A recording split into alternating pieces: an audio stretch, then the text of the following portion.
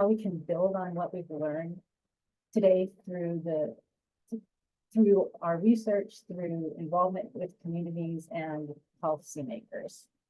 Since CBCRP is a funding organization, I'm going to start with research opportunities that we offer. Over the coming year, we have several grants that we're going to be offering. We really see. These grants can address these topics, and any Californian can apply for them. The first set I'm talking about is our Community Research Collaboration Awards. These are grants for academic and community researchers to work in equal partnership on an issue of importance to the community. In the coming years, we're going to be offering 3 types of this award. There's going to be planning grants, which are $15,000 to explore ideas and partnerships and put together a community research collaboration application. We're also going to be offering a $200,000 pilot award for teams that need to generate preliminary data and or solidify their working partnerships before they apply for a full award. And we're going to be offering a $600,000 full award for established teams to investigate topics that have solid preliminary data. This will be the first year for the planning awards, and we will offer them alternately every year with our full award. The pilot awards are going to be offered every year. We're also going to continue to offer our idea awards annually, and we fund them at $200,000 if you are using animal subjects or human subjects, and $150,000 if you are not. And you can use these awards to test out your new concepts and see whether those ideas that have the potential to change paradigms. The awards that I described to you just now are our investigator-initiated awards. They're the ones where you bring us your best breast cancer research ideas.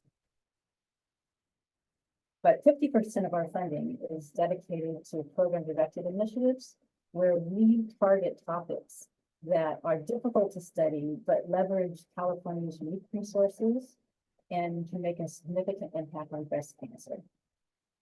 We currently have open a few program initiative requests for proposals. One is to investigate the connection between shift work and breast cancer. The deadline for this is March 1st, but we're looking forward to applications to it. We also have some that we're going to be releasing later in the year, including 2 initiatives that are phase 2 of initiatives we've released before. One is the Californians Linking Action with Science for the Prevention of Breast Cancer, or PBC. And this other is Testing Intervention Strategies for the Primary Prevention of Breast Cancer. Both of these initiatives are research opportunities for communities and academic investigators to leverage the community knowledge to make policy and systemic changes like the ones we're trying to talk about today. Finally, we're also offering policy initiative research awards. These awards are to fund directed policy research on issues related to prevention, detection, treatment of breast cancer, as well as research into the formulation of policy alternatives that reduce the incidence of mortality, morbidity from breast cancer. We're offering right now a $100,000 award for a convener to conduct a review of issues related to fertility preservation services provided to young breast cancer patients, and to convene a panel of California stakeholders to suggest any effective policy policy interventions to address any issues that are raised. The submission date for this is also March 1st. We have another policy initiative coming down the pipe, which is titled Light Pollution and Breast Cancer, and it will focus on mitigating the effects of light at night to reduce breast cancer risk. Watch for a call in May for this one. I also want to highlight that we welcome your suggestions for policy initiative topics at any time.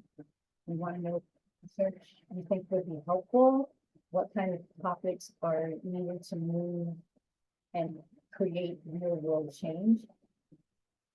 Your ideas can make a big difference in what kinds of grants we offer in the future. So please submit your ideas through our website. There will be a link on the conference page where you can do that. And you can also go to our website for a full description of all of the current reward offerings that we have. Keep watching our website and sign up for our newsletter for notifications of upcoming funding opportunities. There are more ways that you can leverage the conference, keep learning and get involved. All of the conference recordings will be posted on the CBCRP website. And then come back and visit and listen to the sessions that you missed at your leisure. And while you're exploring the site, you can also explore the links to the resources that were mentioned in today's presentations. Those will be available on the website, and more will be added following the meeting. Finally, please complete our survey. When you log out, you'll receive a survey about the conference. We intend to host more virtual events, and your feedback will help us identify the topics that we want to bring to you, and also how the best way to structure it so that we get the most information. And then please join us at our future events.